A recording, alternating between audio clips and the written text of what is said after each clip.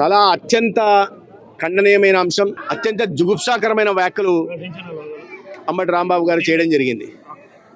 16 సంవత్సరాలు ముఖ్యమంత్రిగా ఉంటున్న వ్యక్తి, 4వ ముఖ్యమంత్రిగా రాష్ట్రాన్ని ప్రగతి పథంలో తీసుకెళ్తున్న వ్యక్తి, ప్రధానంగా తనకన్నా వయసులో పెద్ద వ్యక్తి, 75 సంవత్సరాలు కలిగిన నాయకుడిని పట్టుకొని అటువంటి జుగుప్సాకరమైన సభ్య సమాజం హర్షించని విధంగా మాట్లాడడం బట్టి ఆ పార్టీ సంస్కృతి ఏముందో, లేదా అతని వ్యక్తి ఎవరైతే ఇటువంటి వ్యాఖ్యలు చేశారో అతని ఇదేంటనే మానసిక స్థితి ఏ రకంగా ఉందనే విషయాన్ని మనం అర్థం చేసుకోవాల్సింది.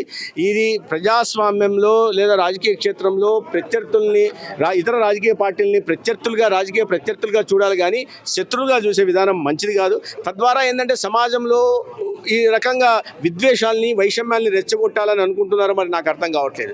నేను వేరే రాజకీయ విమర్శలు చేయట్లేదు, కానీ ఎన్నికల్లో గెలుపోవటం అనేది సహజం. ఒకసారి గెలవచ్చు, ఒకసారి ఓడిపోవచ్చు. కానీ ఓడిపోయాం కదా అని చెప్పి ఫ్రస్ట్రేషన్లో ఉంటూ ఇటువంటి వ్యాఖ్యలు చేయడం అనేది సరైన పద్ధతి కాదు. ఆయనే కాదు, దాని తర్వాత ఆయనకు మాట్లాడిన కొన్ని గంటల్లోనే ఇంకొక మాజీ మంత్రి కూడా ఇదే రకంగా వాడు వీడు అనుకుంటూ మాట్లాడడం జరిగింది. ఇది ఎటువైపు సమాజాన్ని తీసుకెళ్లే ప్రయత్నం చేస్తున్నాం? గతంలో రప్ప అనే భాష మాట్లాడారు. ఒకవైపు మన దేశ యువత అత్యంత ప్రతిభ చూపిస్తూ స్టార్టప్లో ముందు ఉంటూ దక్షిణ మండలాన్ని, చంద్రమండలంలో సౌత్ పోల్లో మన శాటిలైట్ దించుతూ మనం ప్రైవేట్గా శాటిలైట్ మనం పంపిస్తుంటే, రెండో వైపు యువతని ఈ రకంగా వెనక్కి తిరోగమన మార్గంలో తీసుకెళ్లే ప్రయత్నం చేస్తున్నారు. సమర్థనీయం కాదు. ఖచ్చితంగా దీని మీద సమాజం నుంచి పూర్తిగా ఎటువంటి వ్యతిరేకత వచ్చిందో మనం చూస్తున్నాం. కానీ చట్టపరంగా కూడా ఇటువంటి వ్యక్తుల మీద చర్యలు తీసుకోవాల్సింది. లేకపోతే మరీ కొంతమంది ఈ రకంగా బరి తగ్గించడం. ఇవాళ చంద్రబాబు నాయుడు గారిని ఆయన మాట్లాడారు, ఇంకో పార్టీకి సంబంధించిన వాళ్ళు రేపు జగన్మోహన్ రెడ్డి గారిని అదే మాట్లాడతారు. ఎటువైపు తీసుకెళ్లే ప్రయత్నం చేస్తున్నారు? ఇప్పుడే ఇటువంటి నాయకుల కారణంగా రాజకీయ నాయకులన్నా ప్రజల్లో ఒక చులకన భావం ఏర్పడింది.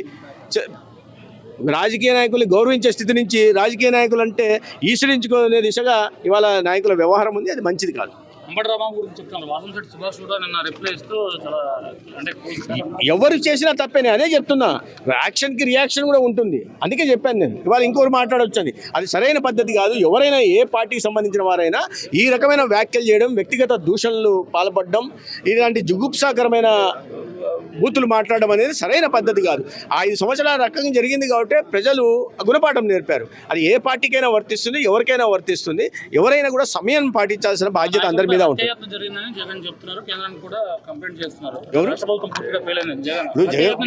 నేను ఇవన్నీ చాలా ప్రణాళికాబద్ధంగా జరిగినట్టుగా అనిపిస్తుంది.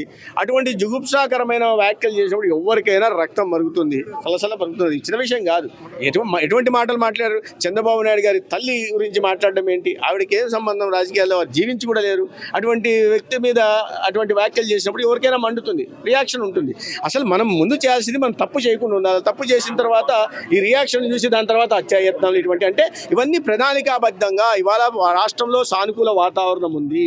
ప్రభుత్వం మళ్ళీ ఆర్థిక స్థితి మెరుగుపడుతూ ఇవాళ గాడిలో పడుతూ ఉంది. పెద్ద ఎత్తున పెట్టుబడులు వస్తున్నాయి, ఉద్యోగ ఉపాధి అవకాశాలు జరుగుతున్నాయి, అభివృద్ధి జరుగుతుంది, సంక్షేమ పథకాల ఫలాలు కూడా ప్రజలకు అందుతున్నాయి.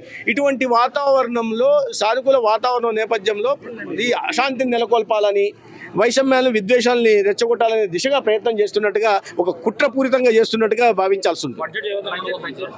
బడ్జెట్ చాలా బాగా ఉండబోతుందనే ఆశాభావంతో ఉన్నాం. ఎందుకంటే గత 12 సంవత్సరాల్లో ప్రవేశపెట్టిన ప్రతి బడ్జెట్లో కూడా ఎన్నో వరాలు ఇస్తూ వచ్చారు. ఖచ్చితంగా బడ్జెట్ బాగా ఉంటుంది. ఈ దేశాన్ని ఒక వికసిత భారత్ నిర్మాణం దిశగా తీసుకెళ్తున్నారు. 11వ స్థానంలో కునారెళ్ళిపోతున్న ఆర్థిక వ్యవస్థను 4వ స్థానాన్ని తీసుకొచ్చిన ప్రధానమంత్రి 1వ స్థానానికి తీసుకెళ్లే దిశగా కూడా బడ్జెట్ ఖచ్చితంగా ఉంటుంది.